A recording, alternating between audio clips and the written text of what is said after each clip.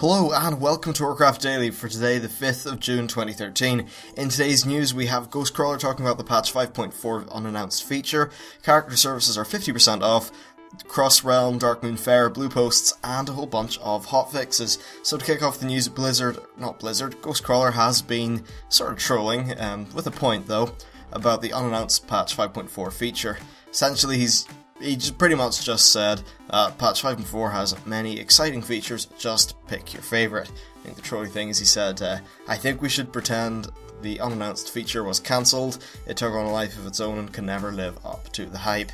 And you know what, that seems like, he does have a point there. And it's kind of his fault for mentioning it, so bleh. Take that, Ghostcrawler. Now the next thing is a 50% off sale on US and EU character services. This covers character transfer, faction change, race change, appearance change, and name change. It ends the 10th of June 2013, of course. Now these, they're all half off, and I think this might be a little bit in response to the low pop realm problem. A lot of people want to move, but they're not willing to pay the money. Honestly, I think it should be, honestly, I do think these things should be free.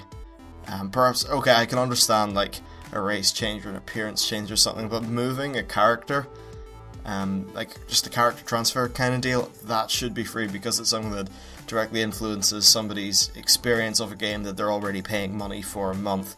So yeah, it's scummy they charge for it, but if you really want off a server, then by all means, your choice. Next thing we have is the Darkmoon Fair Cross-Realm. Now this has been made cross-realm because the Darkmoon Fair was a little bit sparsely populated, and pretty much now the way that all the realms are coalescing is that it's like really bustling, I don't even think that's a word, bustling and busy and sort of pretty cool, and Blizzard pretty much said that that's what they want. They wanted it to feel like a carnival, which is supposed to, and to be honest, I think that's pretty good. There's something about crowded zones, unless it's like a leveling zone. I still remember going to Borean Tundra at the launch day of Wrath, spending half an hour trying to get this one mob to be dead. Honestly, I still had a great time because, hey, it was the new expansion, there was like 300 people in one zone, it was pretty awesome. But yes, Darkmoon Fair, I think it's a pretty nice change.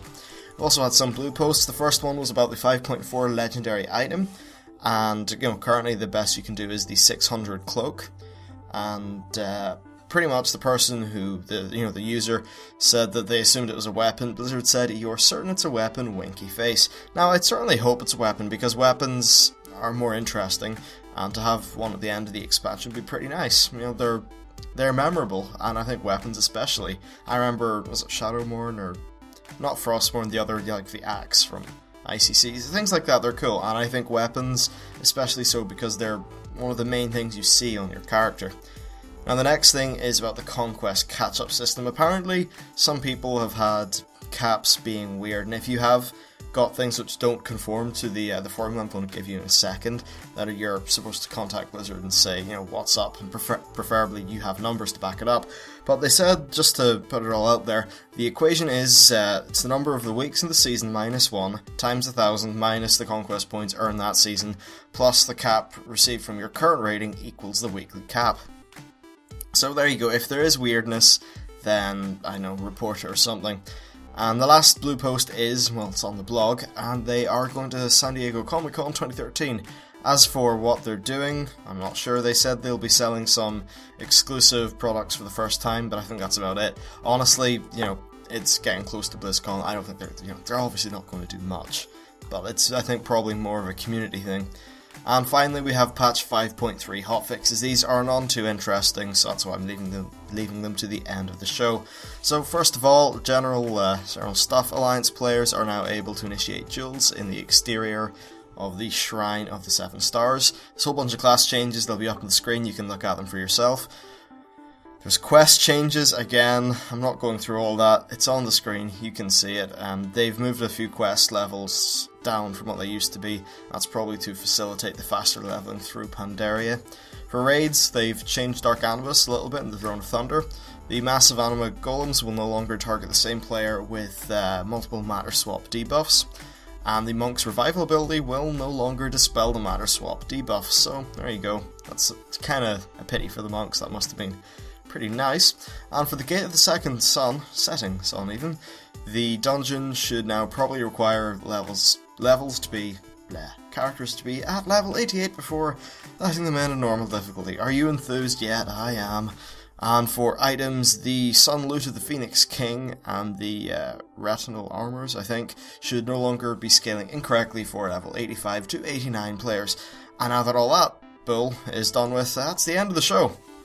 Hopefully we get the 5.4 PTR soon, because for people like me who cover World of Warcraft news, especially on a daily basis, it's been a little bit sparse, and I'm sure you've noticed there's been quite less shows, and I've been relying more on doing PvP content, which actually I really enjoy. It's been getting lots of views and lots of likes and stuff, so I think people do like that stuff.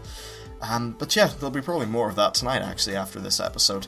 Now, I have one little sort of call to arms thing. I want to know what time in your time zone, if you could tell me what the time zone is, you watch the show.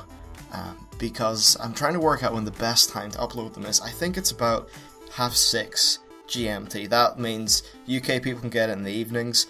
I know there's a lot of you guys in Sweden. I've noticed, like, Scandinavian countries, they're not too far ahead of us, it's okay for them, and it hits the Americans, which are kind of the big demographic, when they come home. But yeah, it would be nice for me to see that stuff, so please, have a little chatter in the chats, also known as the comment section.